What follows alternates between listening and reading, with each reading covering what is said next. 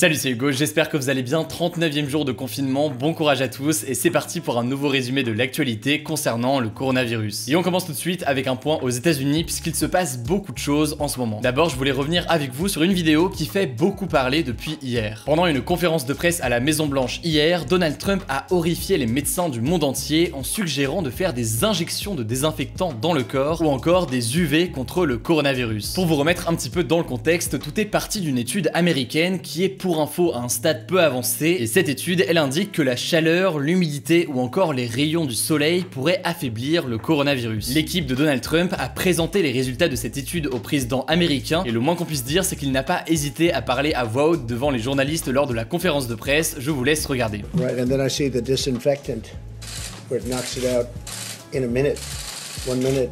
And is there a way we can do something like that by injection inside or almost a cleaning, because you see it gets on the lungs and it does a tremendous number of the lungs, so it'd be interesting to check that. So that you're going to have to use medical doctors with, but it sounds interesting to me. Plusieurs médecins ont réagi à cette déclaration sur Twitter en demandant aux gens de ne surtout pas faire cela puisque logiquement c'est une pratique très dangereuse. Évidemment, l'étude ne dit pas du tout de faire ce qu'a dit Donald Trump hier, et aujourd'hui le président américain a affirmé que ses propos tenus hier étaient sarcastiques. Apparemment, vous le voyez, ça n'a pas été interprété comme ça par tout le monde. Autre actualité aux États-Unis, malheureusement, le bilan d'hier soir est l'un des pires bilans humains enregistrés en 24 heures. Plus de 3000 personnes sont mortes du coronavirus dans le pays en une journée, ce qui porte le nombre total à près de 50 000 selon les chiffres de l'université Johns Hopkins. Mais malgré ces chiffres, certes incomparables avec ceux de la France en raison de la différence de la taille de la population, mais tout de même importants, eh bien plusieurs états américains comme le Texas,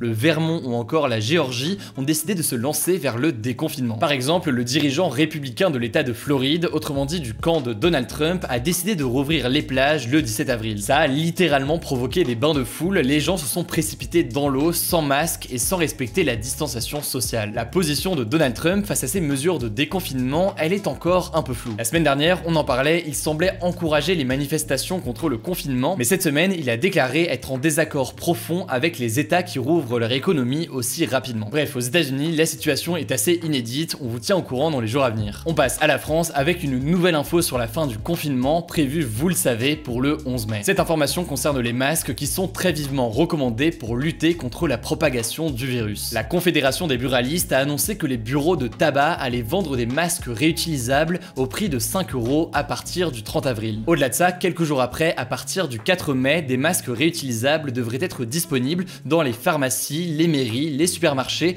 ou encore peut-être en ligne en livraison via des sites internet. Aucun prix de vente n'a été annoncé pour le moment, mais Olivier Véran, le ministre de la Santé, a tout de même donné une fourchette de prix entre 2 et 5 €, ce qui correspond selon lui au coût d'un textile de qualité et filtrant. A noter au passage que certaines régions et certaines villes ont décidé de distribuer des masques gratuitement, c'est le cas par exemple en Ile-de-France, la région a annoncé des masques gratuits distribués dans les transports, la mairie de Paris aussi a promis des masques gratuits pour ses habitants. D'ailleurs, pensez-vous que le gouvernement aurait dû rendre ces masques gratuits pour toute la population? Eh bien n'hésitez pas à en débattre directement dans les commentaires. Autre info en France, elle part d'une vidéo qui a pas mal circulé sur les réseaux sociaux depuis hier. Cette vidéo montre une livraison de barils étiquetés comme étant de la chloroquine avec des drapeaux chinois et français. Dans cette vidéo, un homme commente les images en évoquant 70 kg venus de Chine et destinés à la pharmacie centrale des armées en présentant une feuille de commande en date du 21 avril. Sans confirmer la véracité de la vidéo, l'armée française a tout de même confirmé avoir acheté de la Chine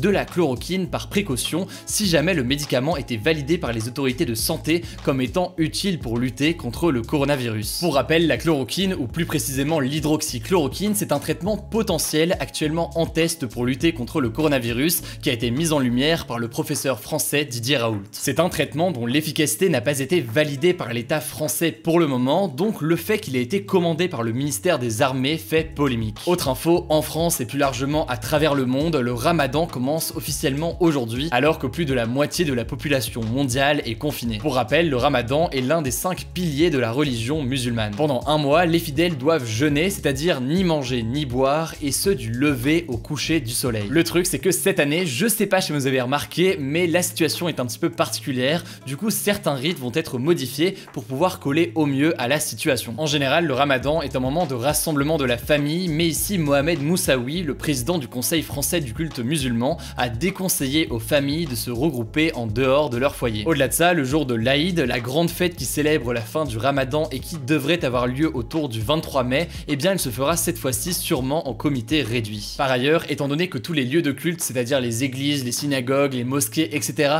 sont actuellement fermés, et bien les prières de la nuit, qui se font d'habitude dans les mosquées le soir, le mois du ramadan, se feront donc aussi exceptionnellement chez soi. Dernière actualité en France, c'est le bilan quotidien. Il y a eu 389 décès supplémentaires en France en 24 heures en milieu hospitalier et en EHPAD. C'est 127 morts qu'hier, pour un bilan total porté à plus de 22 000 décès. Comme chaque jour, vous le savez, on fait un point à l'étranger et on commence cette fois-ci par l'Espagne qui a annoncé que 367 personnes hier étaient mortes du coronavirus. C'est 73 de moins qu'hier, mais au-delà de ça, c'est le bilan quotidien le plus bas pour le pays depuis un mois. Rapidement, ça me semble aussi important de faire un point concernant la situation au Brésil. On en a parlé il y a quelques jours, le président brésilien Jair Bolsonaro a qualifié le coronavirus de petite grippe. Au-delà de ça, il s'oppose fermement aux mesures de confinement, mais l'épidémie continue à prendre de l'ampleur dans le pays. Au total, le Covid-19 a fait 3313 victimes depuis le début de l'épidémie, avec une hausse importante de 407 décès hier en 24 heures. Aujourd'hui, pour la note positive du jour, je voulais vous parler d'une initiative qui s'appelle un apéro pour les hôpitaux. En gros, ils sont partis du principe que les Français aiment bien faire des apéros, aller en terrasse, boire des verres, etc. Le truc, ça ne vous a pas échappé, c'est que les bars, restaurants, etc. sont fermés pour le moment. Du coup, ce que propose ce site internet, c'est de donner l'impression que vous êtes en train de commander un verre ou d'acheter une planche de charcuterie ou je ne sais quoi, sauf que au moment de payer, eh bien logiquement vous n'allez pas recevoir un verre ou autre, mais l'argent que vous payez via le site ira directement aux hôpitaux. Concrètement, l'argent ira directement à la Fondation 101, qui est une structure lancée par le professeur Jean-Daniel Chiche pour venir en aide à des services de réanimation partout dans le monde. Bref, l'initiative a été partagée par Hugo Clément, Panayotis ou encore Jérôme Niel. Le site est très bien fait, je vous conseille d'y faire un tour et pourquoi pas de faire un don si vous en avez les moyens, je vous le mets directement en description. Écoutez, c'est tout pour ce point quotidien sur le coronavirus, merci de m'avoir écouté, merci pour votre confiance, surtout prenez soin de vous et on se dit à demain.